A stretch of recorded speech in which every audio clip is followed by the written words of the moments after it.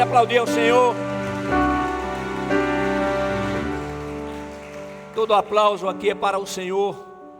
A Ele toda honra, toda glória, todo louvor, toda exaltação e todo aplauso. Amém.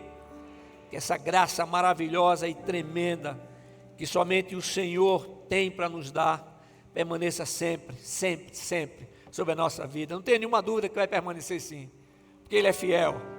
Ele cumpre a sua palavra. Ele não esquece.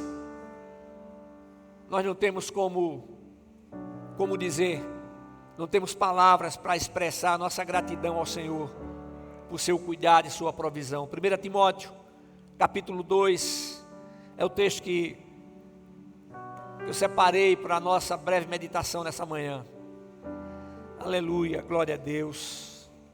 Eu não tenho nenhuma dúvida com relação ao poder de Deus e a sua determinação em nos dar o melhor. A sua palavra é viva, a sua palavra é eficaz e a presença dele é real em nosso viver. Eu gosto de lembrar das palavras de Jesus quando estava voltando para o Pai.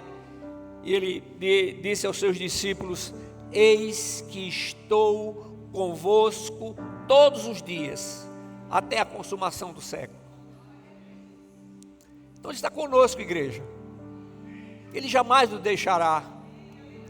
A sua palavra é viva, a sua palavra é verdadeira, a sua palavra dura para sempre. 1 Timóteo capítulo 2, versículos de 1 a 4. Antes de tudo, exorto que se façam súplicas, orações, intercessões e ações de graças por todos os homens, pelos reis e por todos os que exercem autoridade, para que tenhamos uma vida tranquila e serena, em toda piedade e honestidade. Isso é bom e agradável diante de Deus, nosso Salvador, que deseja que todos os homens sejam salvos e cheguem ao pleno conhecimento da verdade. Que todos os homens sejam salvos e cheguem ao pleno conhecimento da verdade. Somente o agir do Espírito de Deus para poder transformar a nossa vida. E é extraordinário, maravilhoso saber que o trabalhar do Espírito Santo é contínuo e crescente. E para isso nós precisamos nos colocar diante dele. Nós precisamos estar diante do Senhor, determinados não somente a ouvir a sua voz, mas a seguir os seus ensinamentos. As portas do inferno não prevalecerão contra a igreja do Senhor. Nunca, nunca, nunca prevalecerão. Eu estava ontem orando e pensando sobre esse texto.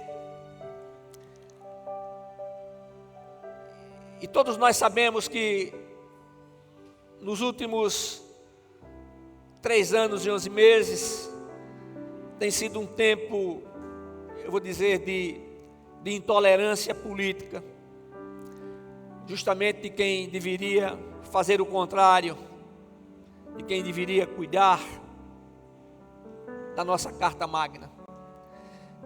Mas quando uma nação passa a viver no que sempre falam sobre insegurança jurídica, vem atrelada a insegurança social e a interrogação do seu futuro. No que diz respeito à igreja, nós não temos nenhuma dúvida da presença do Senhor, do cuidado do Senhor e da garantia do Senhor no seu futuro. A igreja do Senhor continuará sempre crescendo. A sua palavra continuará sempre sendo anunciada. Mas diante dessa realidade que temos vivido no Brasil, eu tenho me perguntado qual deve ser o papel da Igreja de Cristo. Se omitir, fazer de conta que tudo está indo bem, deixar que os seus membros sejam bombardeados com teorias ou histórias fantasiosas que não lhes farão bem algum. Eu entendo que a Igreja de Cristo precisa e deve ser alertada sobre as profecias que falam do que acontecerá quando estiver próximo a vinda de nosso Senhor e Salvador Jesus Cristo. Eu quero me fixar bem naquilo que o Senhor tem tocado no meu coração, para que eu possa ser de uma clareza como o Senhor tem sido comigo. Por isso eu clamo ao Senhor para que a transmissão da palavra, como sempre clamo, seja exatamente igual àquilo que a recepção da palavra seja exatamente igual à sua transmissão. Aí quando eu falo isso, eu me lembro do meu rádio. No tempo que tinha rádio como rádio amador, eu tinha um rádio, era um rádio valvulado. Você já vê que não era uma coisa muito nova. Era um rádio valvulado e ele tinha a sua sintonia, era manual. A sintonia não era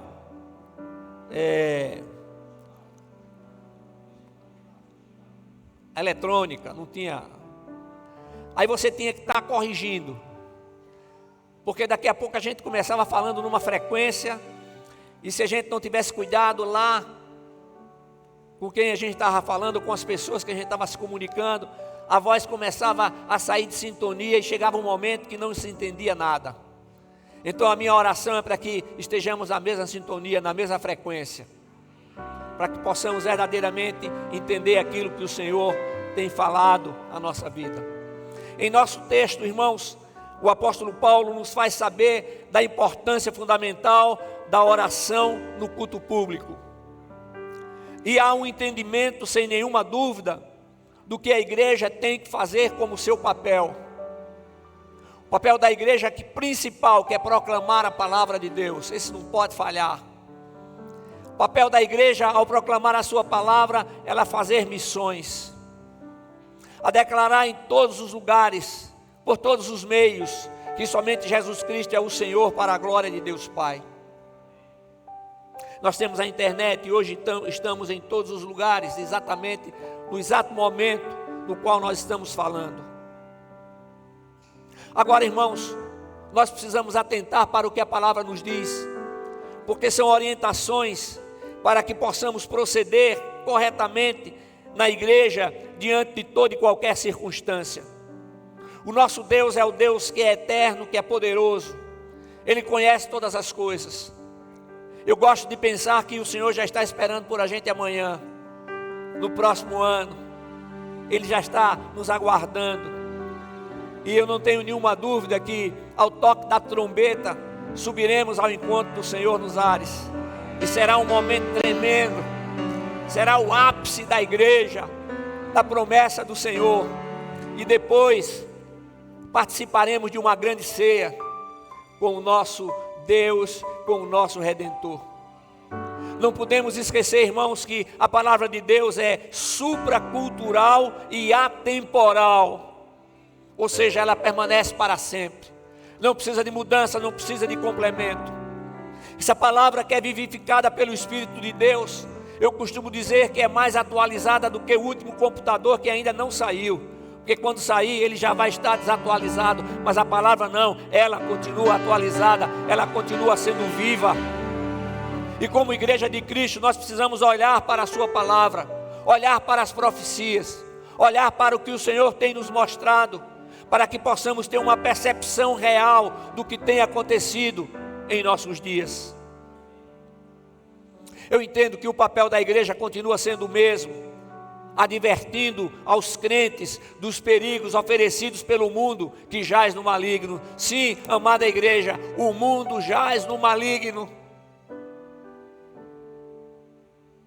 E a determinação do Senhor para a sua igreja é a busca da santificação. A busca da santificação, sem a qual ninguém verá a Deus, é o que está escrito na carta aos Hebreus. Essa busca da santificação, ela é pessoal. Nós não podemos aceitar em hipótese alguma que o que é normal no mundo torne-se normal na igreja. Nós temos que rejeitar o relativismo, onde diz que nada vai ter problema. E às vezes as pessoas dizem: nós temos um Deus que é o Deus de amor, é o Deus que perdoa, é verdade, mas é o Deus que conhece a nossa mente, conhece os nossos projetos, Ele conhece o que iremos pensar, mesmo aquilo que ainda não pensamos, Ele já sabe que iremos pensar. E aí a gente pode ver o cuidado do Senhor para conosco, aleluia. Se a igreja de Cristo não exercer o seu papel na proclamação da palavra e na advertência sobre as astutas ciladas, as astutas armadilhas do inimigo da nossa vida, se a igreja não fizer, quem o fará? Não serão os anjos, porque essa responsabilidade é nossa, e a seriedade disso é tremenda, e de uma maneira muito especial, como servos do Senhor, como igreja de Cristo, como aqueles que estão diante do Senhor, determinados verdadeiramente a viver para o louvor da sua glória, a gente tem que se manter acordado, vigiando e orando, lembrando daquela palavra do Senhor: o espírito está pronto, mas a carne é fraca. Mas não podemos ter como desculpa da fraqueza da carne para não estarmos diante dele, fazendo exatamente tudo aquilo que ele espera que façamos. É maravilhoso saber que o Senhor não vai pedir, ou nunca pediu, jamais pedirá alguma coisa da sua igreja, da qual não possamos cumprir. E o Senhor nos dá exemplo de tudo. E eu fico sempre pensando como Deus, Ele é incansável. Eu vejo que Ele nos dá o que eu vou chamar de um voto de confiança. Ele dá um voto de confiança para mim e para você. E Ele continua trabalhando na nossa vida, para que tenhamos um caráter semelhante ao caráter de Jesus Cristo. Ele sabe de que não chegaremos exatamente àquele ponto, mas Ele trabalha de uma forma tal, Ele insiste, Ele trabalha de uma maneira tal, que as transformações venham ocorrendo em nossa vida, e sejam transformações não como resultado daquilo que o mundo espera, mas daquilo que a sua palavra nos ensina. Irmãos, eu não tenho como deixar de pronunciar essa palavra. Eu não tenho como deixar de proclamar essa palavra. Não me importam as outras coisas, mas essa palavra, ela nunca pode sair da nossa vida. E então nós precisamos parar com uma cultura que eu sei que nos prejudicou durante muitos anos, onde a igreja fica totalmente fora de tudo aquilo que faz referência à política. Eu entendo que a igreja nunca pode ter qualquer envolvimento político partidário. E é por termos deixado de lado tudo isso que chegamos ao ponto no qual nós estamos. Nós sabemos o que tem acontecido com a igreja do Senhor nos países onde a esquerda tem dominado. Mortes, perseguições.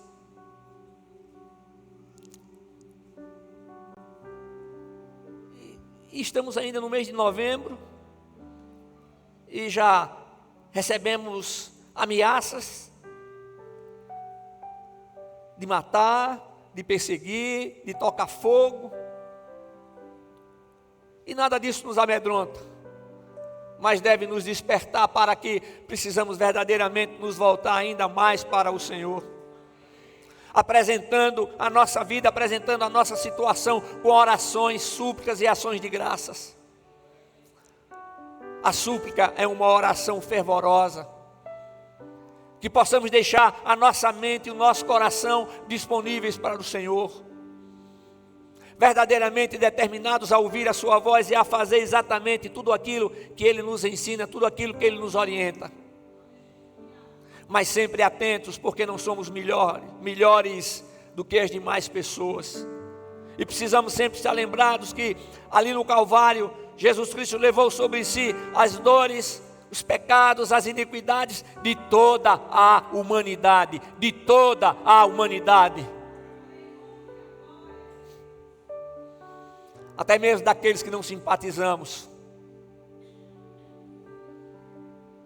A Bíblia nos ensina que precisamos orar pelos nossos inimigos, mas ela não diz que é para andar lado a lado com ele.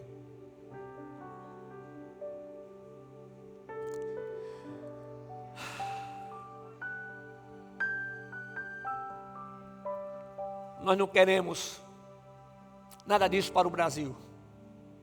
O nosso país tem sido um celeiro, onde temos enviado para o mundo inteiro pastores, missionários, evangelistas, onde temos levado essa palavra em todos os lugares. E essa palavra precisa ser levada em todos os lugares, a tempo e fora de tempo. Nós somos advertidos que nos últimos dias, a palavra nos adverte que haverá tempos difíceis. Os homens serão amantes de si mesmos, presunçosos, orgulhosos. Mas a igreja de Cristo, mesmo sofrendo perseguições, continuará crescendo e proclamando que somente Jesus Cristo é o Senhor, para a glória de Deus Pai. Escuta uma coisa, igreja: nunca desista. Nunca desista do Senhor. Nunca desista. Jamais pense que as suas promessas não serão cumpridas. E aqui na carta aos Efésios, no capítulo 6, versículos de 10 a 13, diz assim: revesti-vos de toda a armadura de Deus, para que possais permanecer firmes contra as ciladas do diabo. Pois não é contra pessoas de carne e sangue que temos que lutar, mas sim contra principados e poderios, contra os príncipes deste mundo de trevas, contra os exércitos espirituais da maldade nas regiões celestiais. Por isso tomai toda a armadura de Deus, para que possais resistir no dia mau, e havendo feito tudo, permanecer firmes. Amém. Por isso tomai toda a armadura de Deus, para que possais permanecer firmes. Tomai toda a armadura de Deus, para que possais resistir no dia mau. E feito tudo, havendo feito tudo, permanecer firmes. Então nós podemos dizer que vivemos num campo minado pelo inimigo. Nós enfrentamos batalhas terríveis, sem nenhum momento de trégua. E há uma luta mundial, supra-racial, supra-terrena, espiritual e contínua. Mas sempre nos lembramos que estamos no mundo, mas não somos do mundo. Mas enquanto estivermos aqui, nós temos não somente que proclamar a palavra, mas cumprir os nossos compromissos como cidadãos. Nós temos dupla cidadania, a terrena e a celestial. E lembre que a celestial, a Nova Jerusalém celestial, está sendo preparada pelo Senhor. Ele que é o construtor e o arquiteto. Aleluia. Então perfeição absoluta nos aguarda eternamente. Mas estamos aqui, enquanto estivermos aqui, nós precisamos procurar viver bem. Agora, meus amados irmãos, escutem o que eu vou falar. Não existe pessoa neutra nessa guerra. Não existe tempo de trégua. Essa guerra é uma guerra espiritual. Eu estou falando da batalha espiritual que a igreja enfrenta todos os dias. E nessa guerra, nessa batalha espiritual, nas batalhas espirituais que enfrentamos, não existe acordo de paz. Só existem duas categorias: aqueles que estão aliados no exército de Deus e aqueles que pertencem ao exército de Satanás. Você pode achar que seja duro dizer isso, mas essa é a pura realidade. Mais uma vez eu preciso enfatizar que a nossa luta não é contra pessoas, a nossa luta não é física, mas espiritual. Mas nós temos uma responsabilidade, nós temos responsabilidade com a nossa família, a família que é uma instituição divina, a instituição mais antiga, que foi criada por Deus é a família. Eu gosto de pensar que lá no primeiro casamento que o Senhor realizou no Jardim do Éden, estava toda a criação. Eu fico imaginando, a Bíblia não diz isso, mas eu fico imaginando que os anjos também estavam presentes. Foram testemunhas do projeto de Deus para a vida do homem. Em Cristo Jesus, temos nossos pecados perdoados. E está escrito que o sangue de Jesus Cristo, seu Filho, nos purifica de todo pecado. As oportunidades e os chamamentos para que façamos o que o mundo tem como normal, está aí à vontade. São grandes vantagens. Mas a gente sabe que essas grandes vantagens são apenas aparentes. O único que tem poder para nos dar a verdadeira paz é o Senhor Jesus. Ele nos dá a verdadeira paz e Ele nos dá a verdadeira liberdade. A liberdade que tem sido tão falada e tão proclamada, a sua necessidade nos últimos tempos. Eu digo que é verdade mesmo. Não dá para viver sem liberdade. Liberdade de ir e vir, liberdade de expressão, liberdade de culto. Como igreja de Cristo, nós precisamos estar verdadeiramente preparados para toda e qualquer situação, porém nunca com medo. O mundo age querendo colocar medo nas pessoas, porque através do medo as pessoas são dominadas. Lembram-se, há 2 anos, período do Covid, igrejas fechadas. Eu vim para cá com o pastor Murilo, a equipe de louvor, a equipe de multimídia, equipe de som, tudo reduzido. E a primeira impressão é que a gente estava pregando para cadeiras vazias. Mas a palavra estava chegando em todos os lugares. E essa palavra, que é a palavra de Deus, ela é eficiente, ela é eficaz, ela é poderosa. Essa palavra jamais voltará vazia. Jamais voltará vazia. Agora, meus amados irmãos, queridos irmãos, a sensação que sinto é que temos orado muito pouco.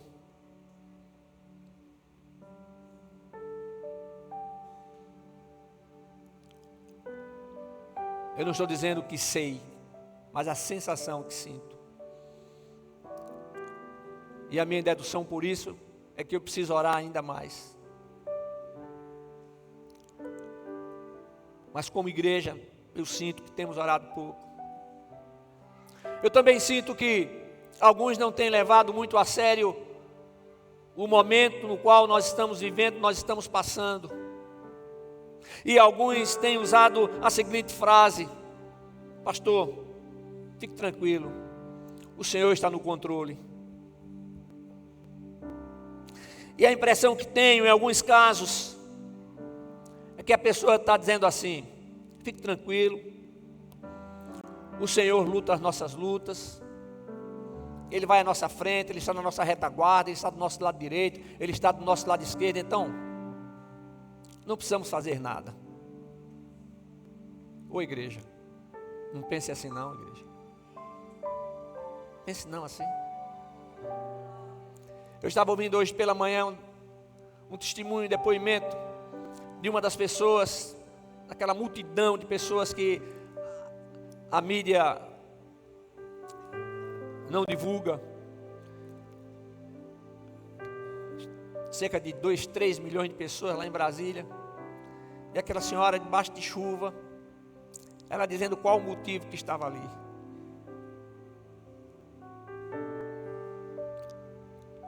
Eu acho tremendo quando passo ali no farol, que eu vejo as pessoas ali. E eu tenho ido, mas eu tenho pensado o seguinte: eu preciso vir mais vezes. Nós não podemos ficar de fora disso, irmão. Mas é preciso lembrar que cada um é livre. Livre para pensar, livre para achar e livre para fazer o que deve ser feito.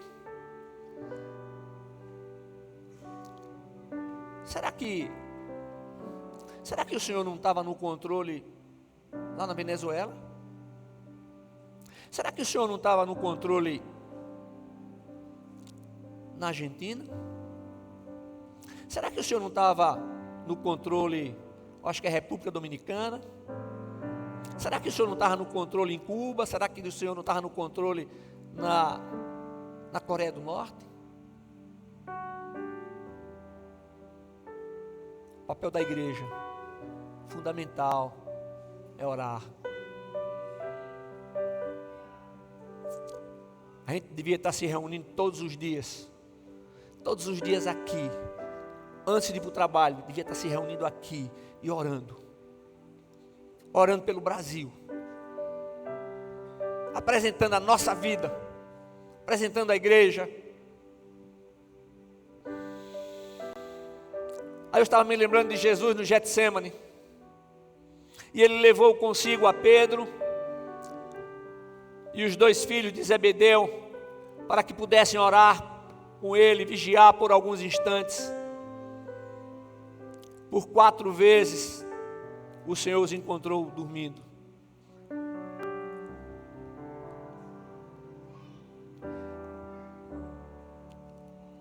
Aí o Senhor disse o texto que eu acabei de citar, de Mateus 26, 41, quando ele diz: vigiai e orai, para que não entreis em tentação. O espírito está pronto, mas a carne é fraca.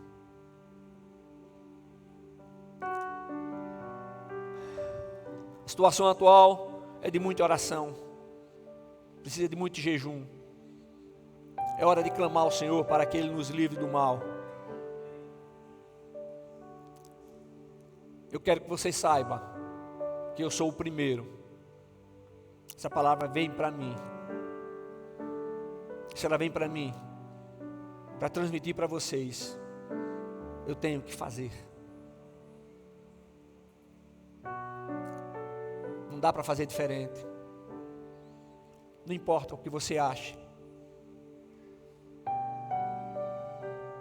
O que me importa é aquilo que o Senhor quer que façamos. Está em casa, na sua casa, dedique tempo para orar.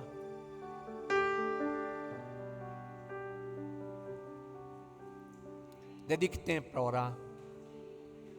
Dedique tempo para temporar.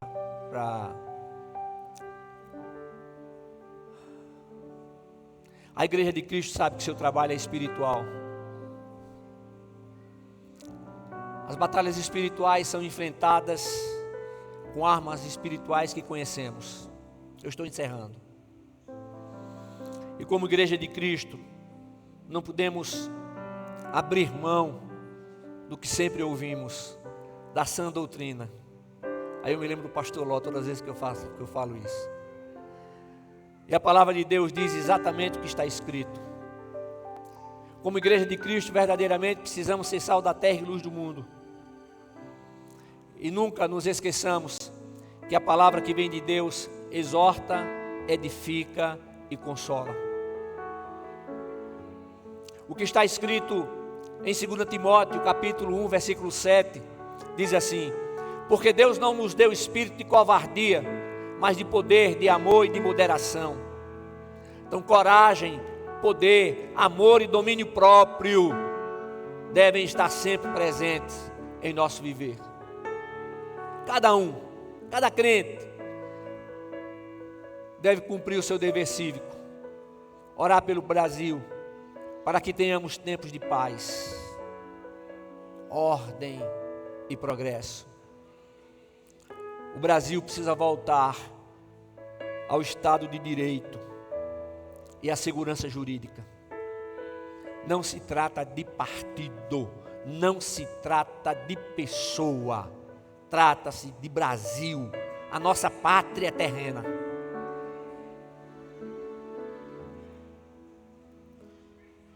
No momento determinado estaremos na nossa pátria celestial. Mas agora estamos no mundo e não somos do mundo. Então devemos orar para que tenhamos governantes justos, honestos e tementes a Deus.